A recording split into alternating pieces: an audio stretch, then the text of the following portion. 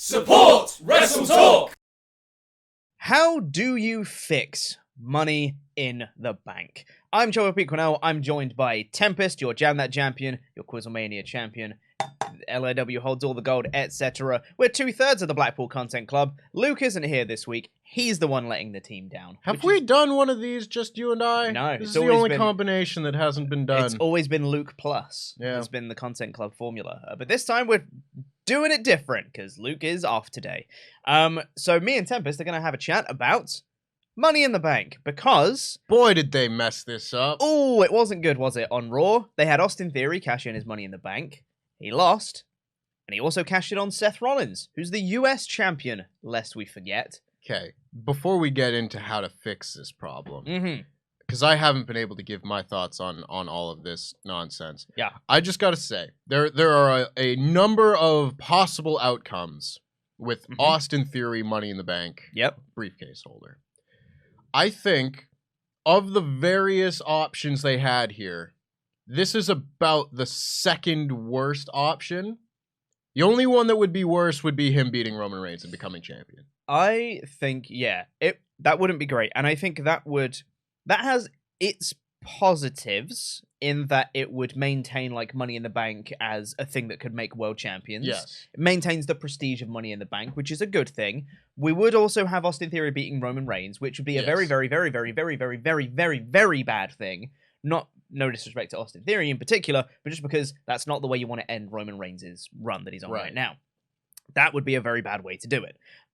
So, yeah, him cashing in then on the US champion and failing after Seth had done open challenges is a weird decision. And I'm not 100% sure why they did it. Me and Luke speculated it was because Triple H just got a bit bored, and he was like, well, we'll just can it. It's the last, like, Vince thing that we've got. I can't be bothered anymore. Yeah. My thoughts on this are that that's probably about what happened. And you look at a lot of the other possibilities that people have thrown out there, like different theories of why they could do this or whatever. Different Austin theories. Well done. Where you look at this and you go, well, they could have had somebody beat him for it.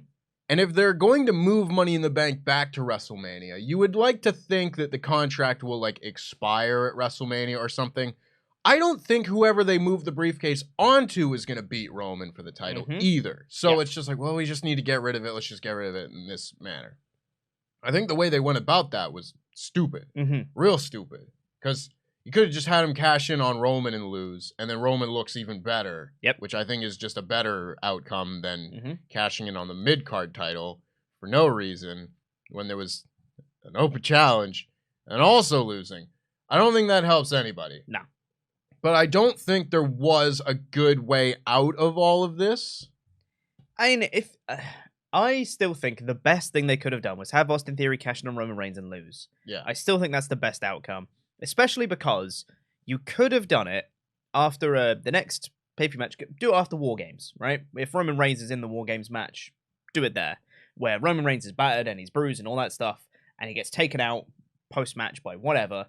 Austin Theory comes down, tries to cash in, and then you can have character work from the rest of the bloodline make up for this cash in. So you have like Sami Zayn tries to save Roman, but Jey Uso gets in his way. So then it's down to Solo Sikoa who has to make the save because Sami Zayn and Jey Uso are too busy bickering, which leads to then Roman on like SmackDown after being like, guys, you nearly cost me my title because you're too busy fighting. Like, have something in the bloodline happen to further that Money in the Bank cash in. Have the Money in the Bank cash in further the story, not necessarily of Austin Theory, but of Roman Reigns and the bloodline. And that, I think, is a really solid way to not have people too mad about the cash in, because you have something positive coming out of it. And that's more character development for the bloodline, which everyone likes. Everybody. The views don't lie. The views don't lie. Anytime we do a SmackDown or Rampage podcast and we leave with the bloodline, instantly more views. I like the bloodline. People love the bloodline. I love the bloodline. You love the bloodline. It's great. So it was an odd choice, to say the least. So let's talk about how we'd go about fixing Money in the Bank, because currently it's not great, and it hasn't mattered in quite a while. And I think the people that still really care about Money in the Bank, me being one of them, are kind of just holding on to the perception of Money in the Bank that it used to be, Right. rather than what it actually is. Yeah. Because in years past, it was like, here's your next future star. Here's a future world champion. You should care about this person. We're going to make a star. This is the guy with the who's Money in going the to Bank. get a push this year. Exactly. Look forward to it. Exactly. This is where we're going to go. Get excited for it. And then it just became like, we'll use this as a vehicle to make a champion, which isn't quite as strong as that. You had interesting ideas in people cashing in on the same night, you know, at Money in the Bank. They will then cash in their briefcase, which then happened way too many times. Mm-hmm. God, it's so many now. Or someone would cash in like the SmackDown after or whatever. And then it slowly, along with people like failing their cash-ins with Cena and Sandow and Corbin and now Austin Theory, it's now just like less of a certainty that you win the title. Did he fail? I mean, he cashed in for a match and didn't walk out with the title. Yeah. Didn't think about that one. God, there's been a lot of failures now. Yep. Yeah. So it's way less of a certainty that when someone wins Money in the Bank, it's like, here's the next big deal kind of thing. Here's someone who's going to get a push. Get excited for that. Because it always did feel like in years gone by, it was a vehicle to kind of elevate underutilized talent to get them into a position of being ready for a main event push. It was the stepping stone to a main event push. Kind of like winning a Rumble was just like, here's the guy who's going to main event WrestleMania. This is how we're going to get him into that match. Money in the Bank was that, but for like the slightly under tier talent in terms of fan perception, at least, and how they've been portrayed and booked before. So when they did win that briefcase, you're like, oh, can't wait to see what they're going to do with it. Whereas now it has become way more of an albatross for mid-card talent. A lot of people failing, a lot of people cashing in on the same night to just be like, this is just something we have to do every year now, rather than doing anything actually interesting story-wise with it. It's really frustrating to me because I guess this concept was just, it involved too much brain power for the people in charge to really like make use of. Because it is a little bit more complex of an idea than you win the battle royal, you get a shot on this day. You know, that you on don't this day. On this day. There isn't that much more to it in the event of like the Royal Rumble or King of the Ring or whatever it may be. And it doesn't make much sense to me why that has to be the case, because it's a little bit more complex, but for God's sake, you got 40-some writers or whatever in that room. I'm sure someone could come up with an idea. And I said all of this in my Money in the Bank video on partsFUNknown earlier this year. Go and watch it. I think it's very good. Where for the first few years of the Money in the Bank briefcase, like, they did something different every year. Every year of the Money in the Bank contract was in some way, it might not have been outstanding or whatever, but there was always something new to it. Like Edge is the first one, everything's new at that time. Rob Van Dam cashes in for a specific match in his home territory to get an advantage. That's different. Year after that, someone loses the briefcase. Now, of course, that wasn't the idea going into it, but at the very least, you can look back on it and be like, well, 2007, that's the year that Kennedy won it and then lost the briefcase. That's different. Edge cashes in again. Punk cashes in. He's the first babyface guy to cash in as like the surprise. That's a different moment. You get the Money in the Bank pop instead of like, oh no, here comes Edge to ruin our fun. Not the Money in the Bank holder. Yes. The next year, it's the first year that the Money in the Bank is used for a heel turn, where CM Punk turns heel on Jeff Hardy. And there's a whole, and that's the first time someone's done it back-to-back years. There's loads of different layers to all of that. I really like that run in particular because they used it as like an actual character development tool, which is what I think it should be used for every year.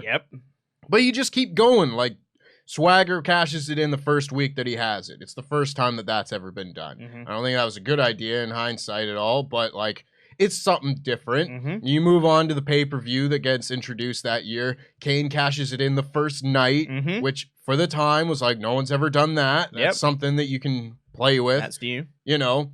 And then it starts getting into a little bit more of like, okay, this is just how we get through our writer's block for the summer.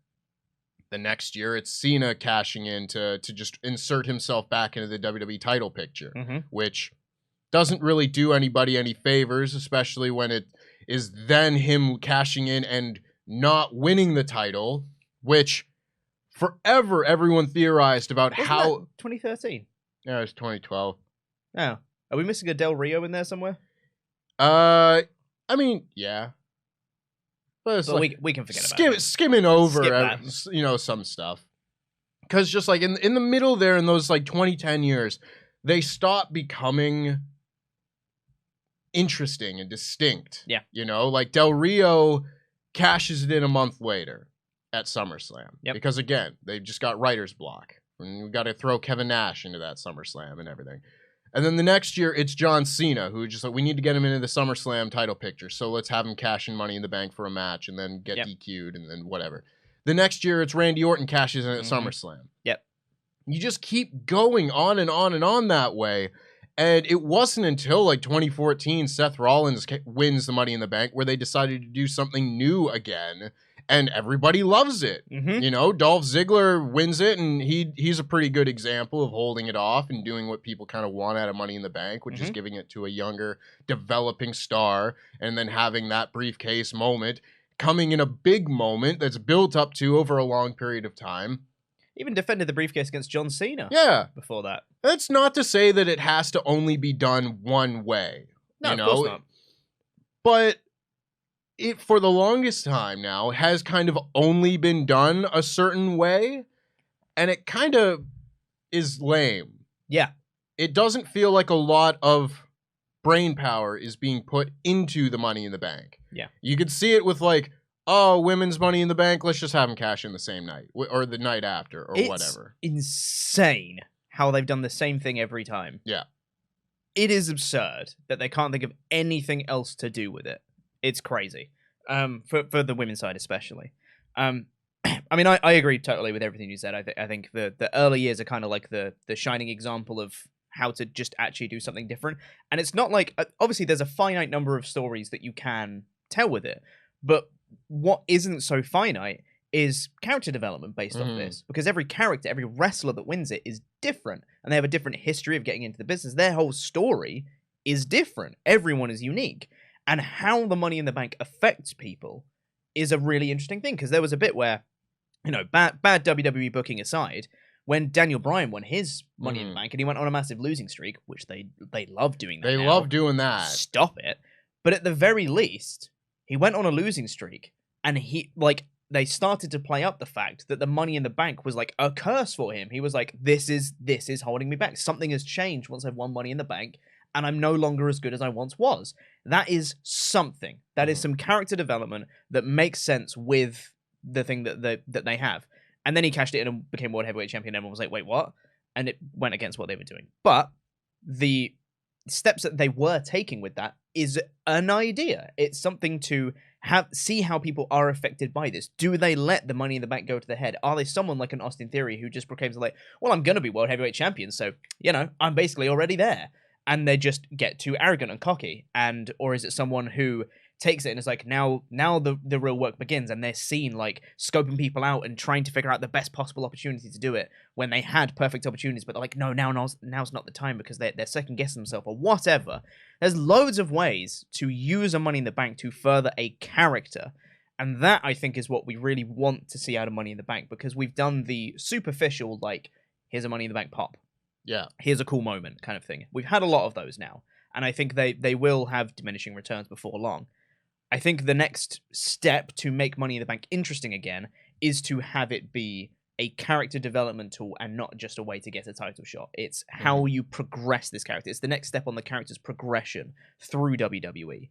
And that, I think, is the next step of rehabilitating Money in the Bank. Yeah, I think it goes back to a conversation that we had recently, like when the last great Bloodline segment happened. Yeah. And I said for so long, WWE wasn't about telling stories. It was about giving your favorites moments. Yes. And I think Money in the Bank is maybe the perfect example of that, where the people who were winning Money in the Bank for a while there, like Otis, Liv Morgan, Austin Theory, these weren't things that were like built up to in an organic way. It was just like, we're gonna go with you. Or like Nikki ASH is another one. Yep. You know, just, we're going to give this person the moment and everyone's going to pop. And then because the Money in the Bank briefcase is basically just like a free moment. It's a moment that you maker. can do whenever you want to. Anytime you're like, we need a moment. Let's just have them cash in Money in the Bank. That's a moment that people will remember. And you don't have to tell a story leading up to it. You don't need like long-term thinking in order to just have that moment and that pop. So it became very easy for them. And that's not the kind of storytelling that I want to see. I want to see the really thoughtful storytelling that is built up over a long period of time. Because I agree, you look at the amount of really in-depth characters that they still have in WWE. It blows my mind that like Kevin Owens hasn't been Money in the Bank, at this point. Yeah. With the different layers and different angles that you could go with that character, the prize fighter, whatever it may be. That seems like a perfect opportunity to go in different directions with a character and explore how a guaranteed shot at helping your family or whatever they want to do, how that would affect him and what different directions they could go with him. Yep. And there's so many guys that you could do that with. You could do the same thing with a Sami Zayn, and doesn't even have to be like right now. This could be when he's doing his whole conspiracy theory thing. And all of a sudden, the company that's supposedly conspiring against him, now he's got a ticket to face their world champion. There's different ways that you can go about each and every one of these different guys, and they've got such a deep roster of very complex characters, even though they haven't wanted to really do complex storytelling for a long time. They've got such good characters and good wrestlers that can pull off these storylines if just given a chance, and that's really all I want out of this. Yeah, 100%. Because the thing with Money in the Bank is, like you said, it's a moment maker, right? And moments are great in wrestling. It's nice to have big moments where you go, oh my god, this thing. But it can't be the only thing in the company. You need to have stories and stuff building up to those moments to make those moments even more noteworthy, right? Because you can have stuff come out of nowhere that you didn't see coming and be like, oh my god, whoa, that's crazy. And they're fine. But when you only have superficial moments, it takes away from any potential that you have for actual storytelling. And the Money in the Bank is just the superficial moment maker now. And if we take it back to character development, actual storytelling, building that cash in up for a long time, and not just forgetting about it for several months, which is what they're doing right now, is either they cash it in right away, or they just go, well, we'll come back to that later. They're just a person holding a briefcase until a future date when they decide it's going to be relevant again. And I think even with Austin Theory, they've done an okay job with kind of spinning that plate with him, in that he tried to cash in at Clash at the Castle and failed, and he tried to cash in at wherever it was and failed. SummerSlam and failed. It's like there's these little hints of him just trying to be like, no, I am still here. I am still going to try at some point and do this. Which is why I think if they did eventually build up to, if it wasn't Roman Reigns as the champion, if they did build to an Austin Theory cash in, it would actually work because it had been built to. It had been him trying to cash in and eventually succeeding. Would have been a really good babyface story if they'd have turned Austin Theory babyface. Like, it could have worked if he'd have just been desperate to do it and he started second-guessing himself and be like, maybe I'm not fit to be world champion. Maybe this is a sign saying that, like, maybe I shouldn't cash this in. Like, maybe I'm not worthy. I need to start actually proving that I can be world champion before I cash this in. And he goes on this big, like, winning streak. He rehabilitates himself, goes on a big winning streak like that. That's a story that you could make out of the Money in the Bank failed cash-ins to then lead to a successful one. That's normal storytelling right there. But, like, I think the like I was saying, the next bit of this Money in the Bank rehabilitation, there's the reports of it going back to WrestleMania, potentially, and taking it off its own pay-per-view. And for me, I like the idea because I think it makes it feel a bit more prestigious to have it on WrestleMania. And I like the idea of having one night has the men's match, one night has the women's match. That's just neat. I just like that. And it also makes it feel like, while it is still the same thing of this is a thing that happens every year, I feel like it's not quite the same as having the Money in the Bank pay-per-view. It feels more, and this is just a feeling, a gut feeling, that like having the Money in the Bank pay-per-view makes it feel like more superficial. And it's like, oh, it's the time of the year for Money in the Bank, rather than it's WrestleMania, where we're gonna all the feuds are ending, the news cycle begins, and here's your Money in the Bank winner. Right. Here's the next season of WWE, and here's a person you need to look out for in this next season. I think that just feels neater to me. Bookending the Money in the Bank year contract thing with WrestleMania on either side of that, I think is a much tidier way of doing it. I think like there's a lot of like really fun things you could do with that. You if you want to do the one night cash in the same night type thing, you have the opportunity of doing that, and it being at WrestleMania is like kind of a bigger deal in that sense. It's a WrestleMania moment. And if you want to cash in at WrestleMania, you could again have them do like the storyline that they were at least pushing on TV with Kennedy the first time, where it's like, I'm going to cash this in the main event of WrestleMania next year. I'm going to hold this for the whole year, and that's when I'm having my thing. That's just, I don't know, again, a neat concept that they haven't really been able to do yet. They seem to have just run out of patience with it to do like a long-term thing like that. Because there were reports that the Austin Theory thing was going to be, they were going to do something unique with it. And one of the ideas was he was going to hold it and he was potentially going to run out of time to cash it in, which is an interesting idea. It's essentially the one story they've not done with Money in the Bank yet is someone running out of time. Because they've always, since its inception, basically, they've always pushed like they have one calendar year, they have one calendar year, they have one calendar year.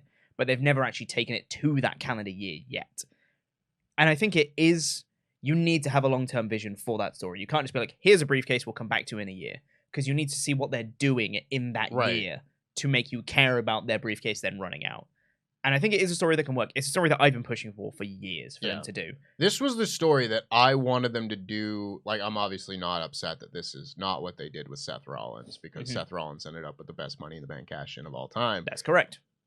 But it was the story that I had in my mind when you had the part-time champion that's never there. And at first, you can be like, no, I'm going to take it easy a little bit. I don't need to cash in right now. I've got a year.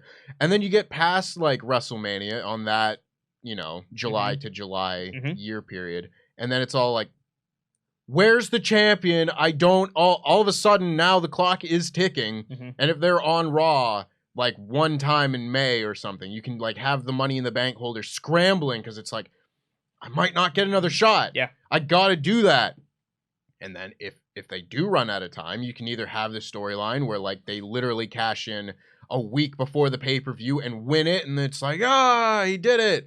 Or you could have them have to re-enter the Money in the Bank and retain the briefcase. Win it 2 years in a row to get another year. There's, like, possibilities there that we haven't seen yet. I would really enjoy, especially if, like, for whatever reason, there's no world title match on the Money in the Bank pay-per-view, and it's main evented by, like, the men's Money in the Bank ladder match. They have until, they're not even in that match, but they have until that match ends to cash in their Money in the Bank. So throughout, like, the pay-per-view show, you have these like backstage segments and people like scrambling to find the world champion to be like, where are they? I have to cash in my Money in the Bank now. I am out of time.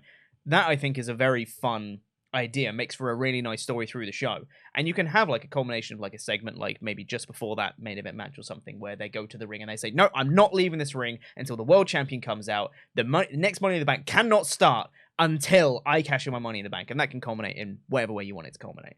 But there's ideas here to make Money in the Bank interesting again, because that is really what it's been lacking, is interest. It is dull and it is repetitive and it's quite boring to have someone with a briefcase because everyone is the same. Even like little character beats, like when Damien Sandow won and he had his own stylized briefcase. That is a tiny little detail that made me go, that's cool.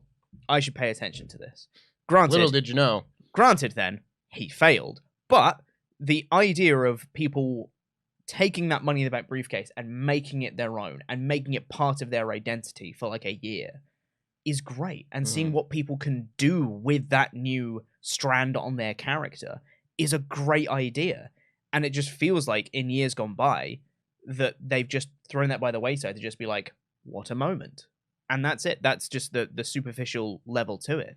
And this, as we've mentioned before, this Austin Theory cash-in feels like kind of, it was on the same show as when they dropped the 24/7 title. So it feels like the last like Vince McMahon era decisions are being like swept away from WWE now. So my question to you, Tempest, Do you think Triple H will rehabilitate Money in the Bank? Do you think he's going to take some of these steps to make it interesting again? I'd like to think so, honestly. Like, because when Triple H took over and we were talking about our expectations of all of this, I was saying, like, this isn't going to be fixed in, like, first 3 months or anything like that. Come back to me in, like, 6 months and we'll see where we're at. And I still feel that way. And my expectations of Triple H will kind of depend on how this first road to WrestleMania goes, how he books his first Royal Rumble, how he books his first WrestleMania card.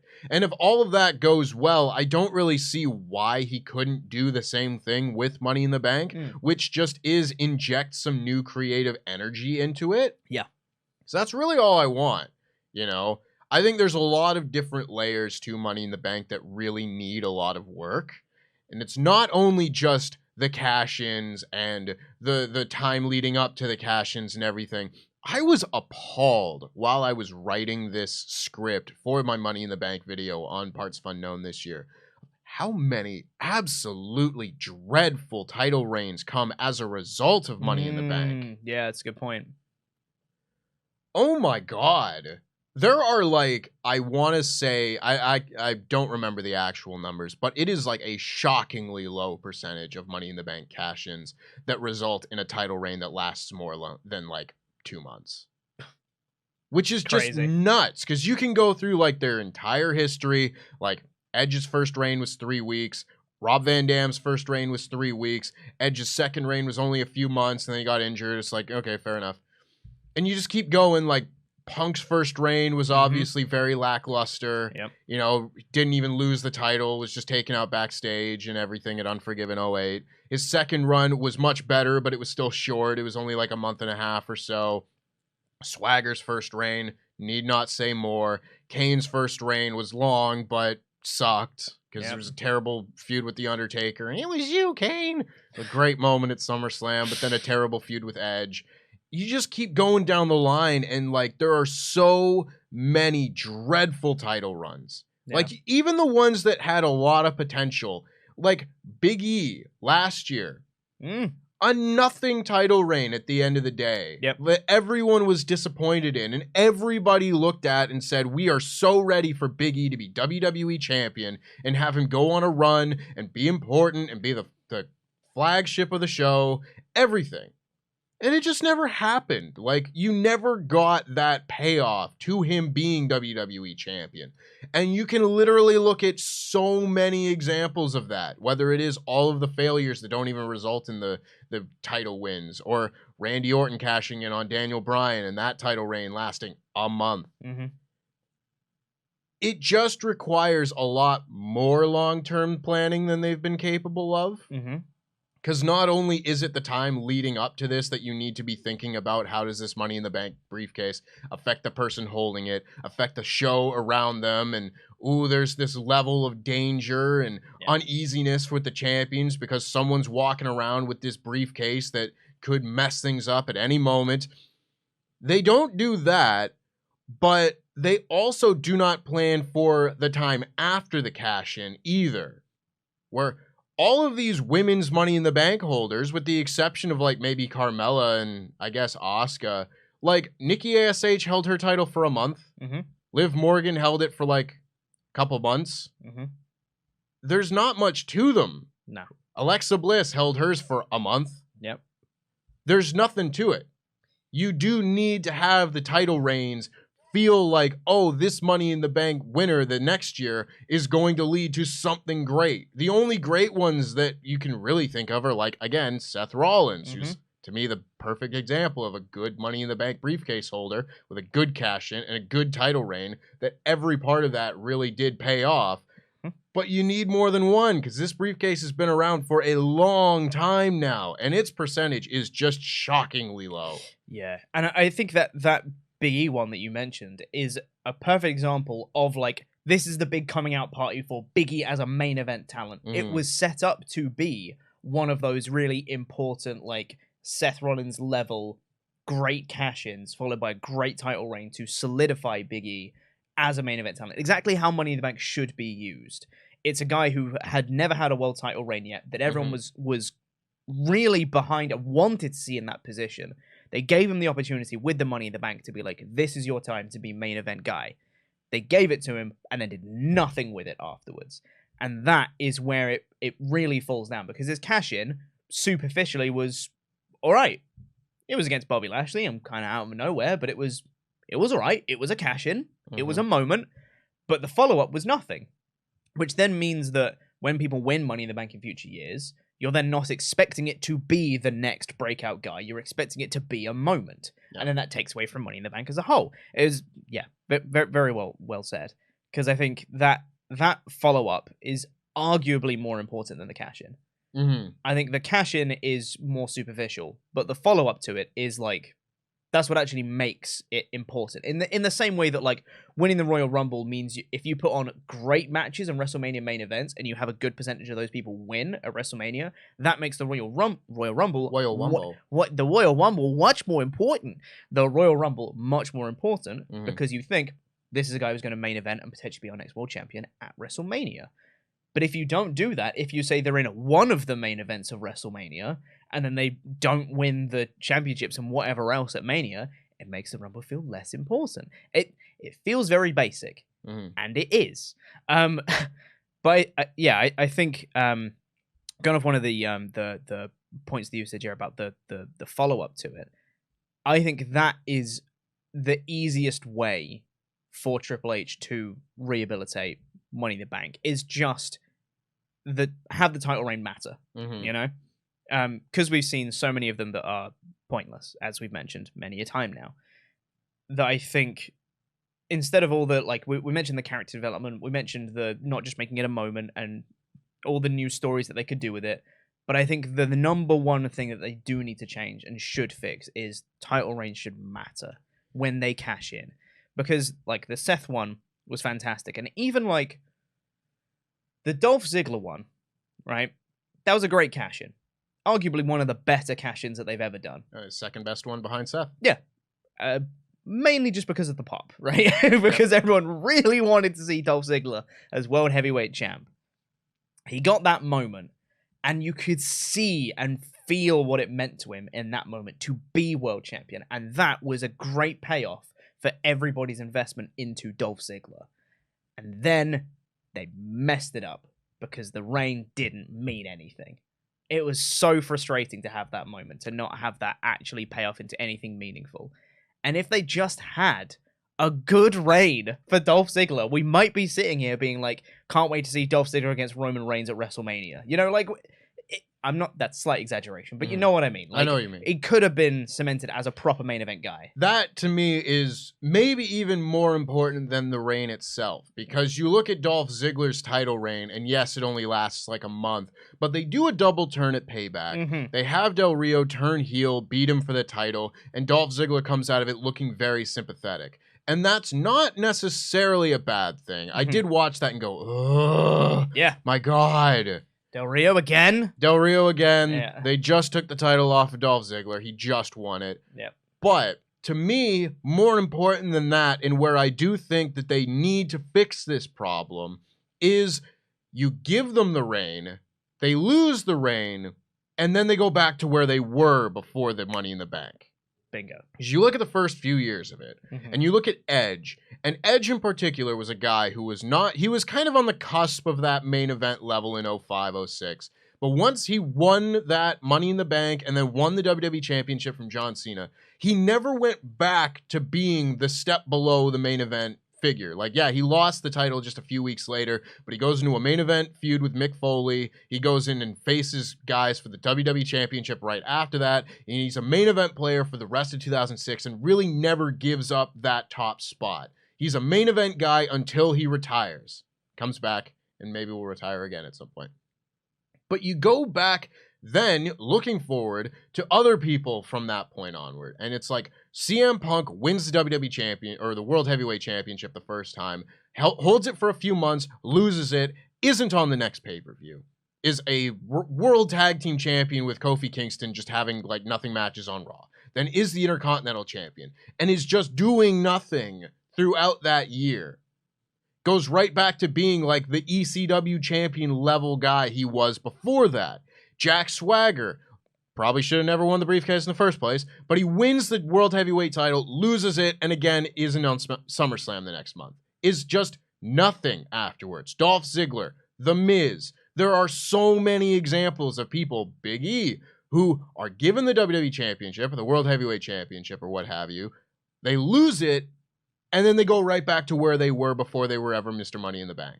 And that, to me, is even more damning than having, like, a lackluster reign. Because you can have a reign that's not very long, it doesn't have many title defenses or whatever. But again, if it services the character, like Dolph Ziggler's reign could have, if his end goal and the end vision of that storyline was some way that would make the fans feel satisfied with his arc, with him eventually regaining the World Championship at SummerSlam, or whatever the case may be, that's fine, but they never had that for him.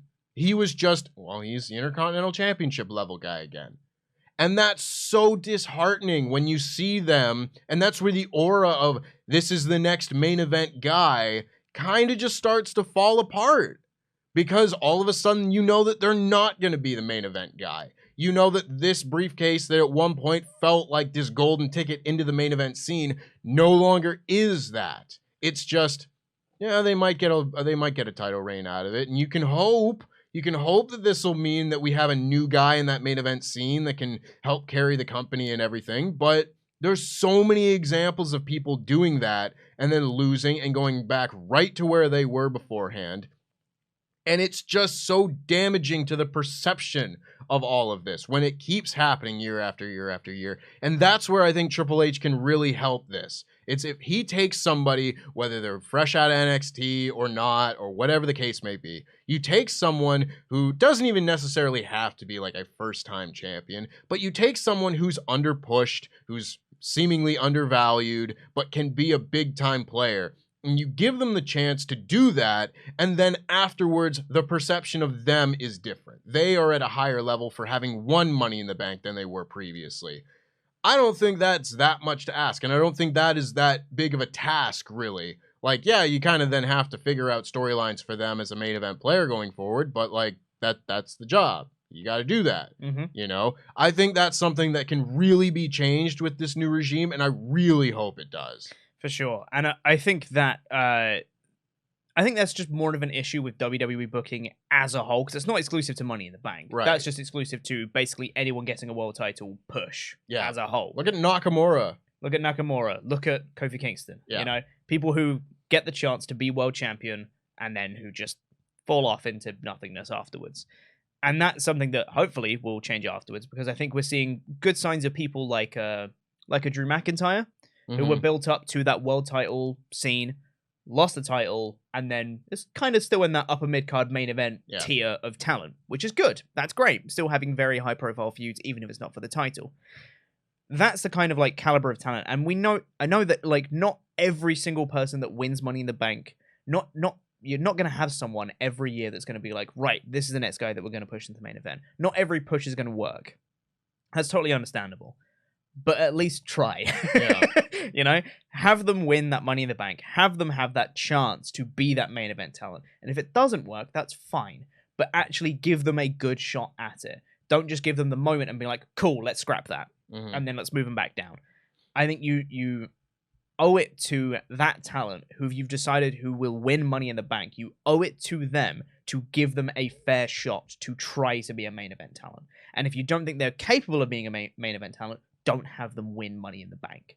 You should have the Money in the Bank winners be guys that you want to put into that next level. And realistically, one person per year probably should have enough people to do that, to get around with the depth of their roster. Even if you're talking about guys like a Ciampa or a Gargano or whoever, right? These new guys that have come back in, anyone that you want to elevate up to that next level, someone like a Candice LeRae, you know, who's kind of been around but hasn't been super featured right now. She wins Money in the Bank, becomes world champion, and stays there for a while afterwards.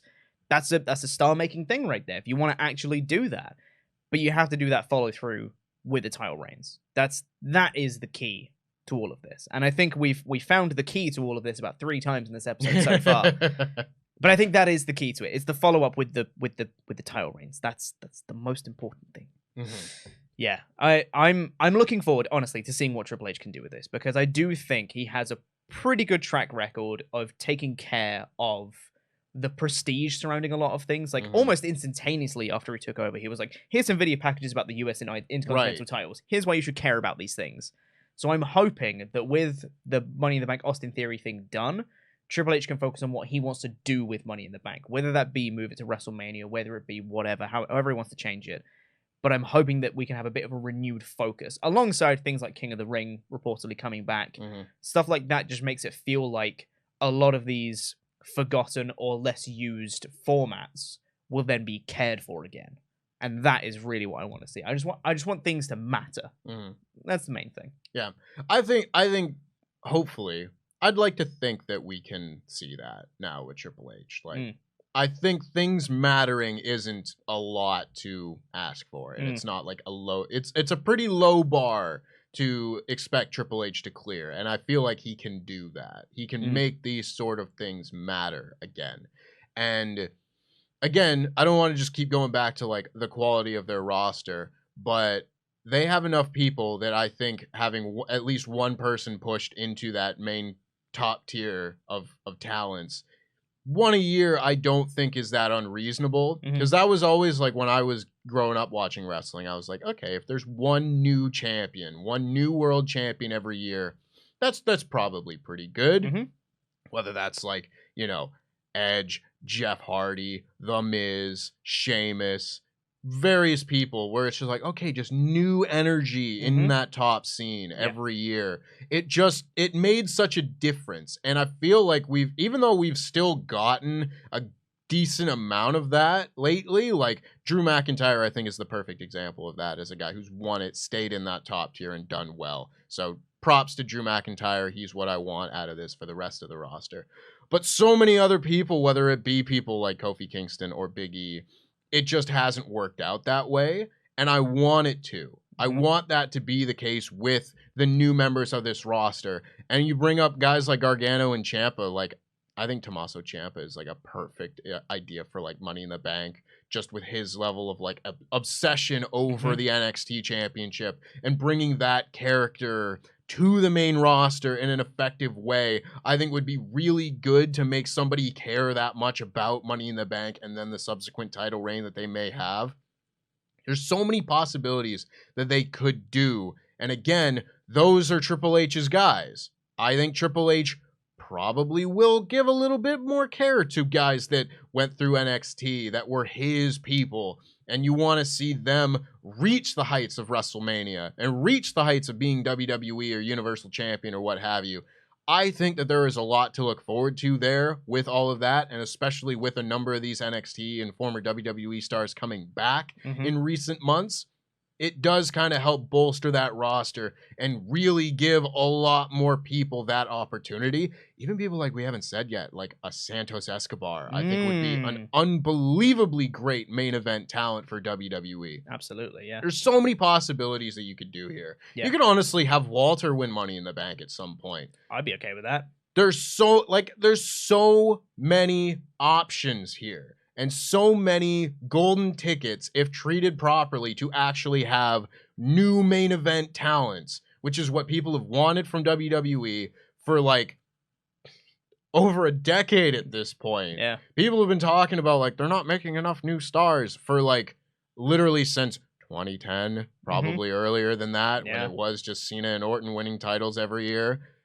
We're still here waiting for them to make a bunch of new stars. I think this is a perfect opportunity for them to start doing that. Absolutely, yeah. And I think that if you are going to elevate these people to the main event scene, granted, not everyone can be main event talent all the time. It's totally fair that people will be cycled kind of in and out and stuff. But even when you have someone like, for example, like a Drew McIntyre, who's been in that main event scene and still, like, he's not irrelevant anymore. He's not a mid-card guy. So even if you elevate someone to that main event slot, people will still care about Drew McIntyre because they're still booking him like he matters. And you can do that with your whole roster. It's not that difficult. Yeah. If you have someone like a Kofi Kingston who even if he goes back into tag team stuff, you can still have him matter. You can still have him be former WWE champion Kofi Kingston. You can still have him be like an upper mid-card wrestler. And if he has a singles match against someone, you should put Kofi as the favorite in that match because he's a former singles world champion.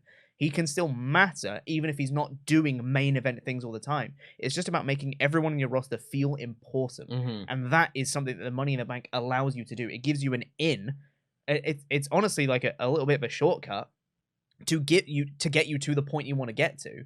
And that's not to say that you can do that cheaply because that's what they've been doing.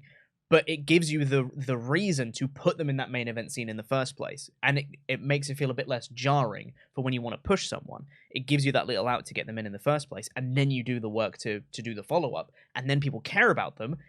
And then you make more money. That's how it works. It's just how wrestling works.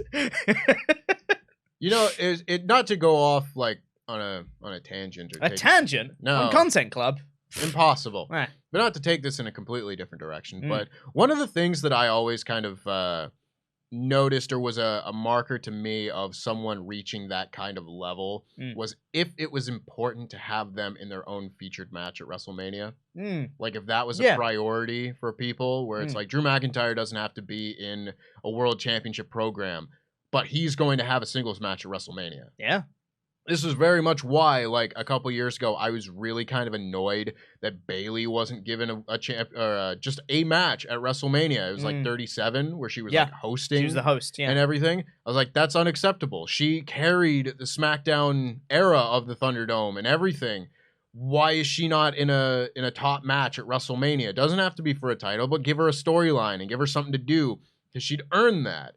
And I feel like that kind of is a marker to me of like what being a main event caliber star is in WWE a lot of the time. It's like, if you are a top level performer, you should probably have a marquee match at WrestleMania. And I think there's a very good chance that Triple H is going to use, whether it be King of the Ring or the Royal Rumble or Money in the Bank, what have you, to make some more of those people. Those people where all of a sudden it's not acceptable for them to just be in an 8-man tag or some big hodgepodge match where they're not the featured performer. Like, you got to have new featured performers on the show every so often. And I know I just brought up WrestleMania 37 as like an example where, you know, that where Bayley wasn't featured and everything. But I was looking at that and being like, okay, we've got Rhea Ripley versus Asuka. Those are two new faces for stuff like this. They're not the same ones that we see every year. You had like Matt Riddle against Sheamus. It's like, okay, there's a new one. And there was enough turnover on that show where I was like, you can see change happening here.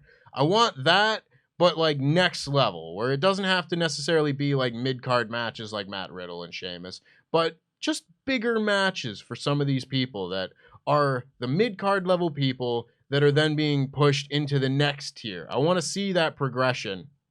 Again, not to go off on a different tangent, but I would also always say, like, I enjoyed seeing the development of various stars in AEW, for example, where it's like you see the people that were on Dark, or like the Silver and Reynolds, or the people that were very clearly positioned at the bottom of the card, and then 2 years later, you see that they have taken steps up. The Four Pillars are like a perfect example of this. You know, Jungle Boy wasn't winning a bunch of matches when Dynamite started, but look at him now. That sort of thing. I'd like to see a lot more of that in WWE, where you can literally from year to year see the progression of people. It's like, okay, they were in like an early match at WrestleMania, and then they were in a mid-card match at WrestleMania, and then, oh, look at that, now they're in the semi-main event of WrestleMania, that sort of thing. And it doesn't have to be like 1 year to the next, but I want to see more of that progression from the mid-card stars to being pushed and given the opportunity to be the main event stars. And again, Money in the Bank is like a perfect shortcut where you still have to think about that sort of thing, but it allows you to leapfrog over a lot of the more complicated booking things of like, how do we get them from being there to number one contender to world champion? You can just do that whenever you want to. That's the easy part of Money in the Bank, and you can craft a story around that. That's just what I want to see. I want to see the mid-card and upper mid-card people being given a chance to elevate themselves. For a long time, I don't think we got that, but I think we should now with Triple H. I hope so. And I just, when you said, I just had a moment there, I was like, whoa, that would be cool. When you were talking about how people should have featured matches and they should care, even if it's not for a title. I literally just thought, I was like, what'd be a really cool featured match that I want to see at next year's WrestleMania? Jey Uso versus Sami Zayn. That sounds fun. Like, just like, that's just like a non-title big match. Mm-hmm. And I think that would then, if they're gonna go with like Sami Zayn splitting from Bloodline route, that is the sort of match that would elevate probably Sami Zayn into that main event kind of status, because that is a match that people would care about because it's had character work and stuff going into it. It has a lot of story and foundation to build the story out of. That, I think, is like a perfect example of you care about that match without the titles. And that is a sort of match where you go, cool, let's put Sami Zayn in that main event spot now. I can't wait to see the Sami Zayn match at WrestleMania. Is like what like people should be saying. I can't wait to see the Drew McIntyre match. Can't wait to see the Sami Zayn match. Can't wait to see the Kevin Owens match. I want to see the world title match, which is something that they should be looking forward to. But also these other guys should be already things that people care about. Yes, I think you're right when you say that people should care about the feature matches. Sami Zayn versus Jey Uso. Please book it. I don't know. We'll see it. I think it's going to be Sami and KO against the Usos for the tag titles. That's fine. But do Sami versus Jey at some point. I just want to see those two. That singles match has to happen. It should happen at some point. Every podcast will turn into Bloodline Talk if we go long enough. Absolutely. Should we change the channel name? Bloodline Talk. Yeah. Bloodline Talk Podcast right here. Anyway, thank you for watching this episode of the Bloodline Talk Podcast. Really do appreciate it. If you haven't already, subscribe to the channel, like the video, etc. We'll be back next week, probably with all three of us. Maybe nope, I'm off next Friday. Nope, but don't record this on a Friday, so I'll probably be back for the next one. Oh, crazy! And hopefully Luke will be as well. We've got a bunch of stuff. We've got live reactions for stuff. What have we got? Full Gear next weekend. Yep. We've got Survivor Series the weekend after that. Got live reactions, podcast reviews, all sorts of stuff. So subscribe to the channel to keep up to date with the latest. Watch Survival Series over on partsFUNknown. It is a fantastic new series that this guy is on, and I'm behind the camera. It is a lot of fun. Everybody tries to name every single WWE champion, and boy, they sure don't. But they get farther than you'd think, and you can see how far you would get as you play along with them. Watch Survival Series over on partsFUNknown. You will not regret it. Had great feedback to that episode. Yeah. People have bloody loved it, and that's great. I love the love. More love. More love, please. But that's going to do it. Thank you so much for watching. We'll see you in another video sometime soon. Jam that jam. Goodbye.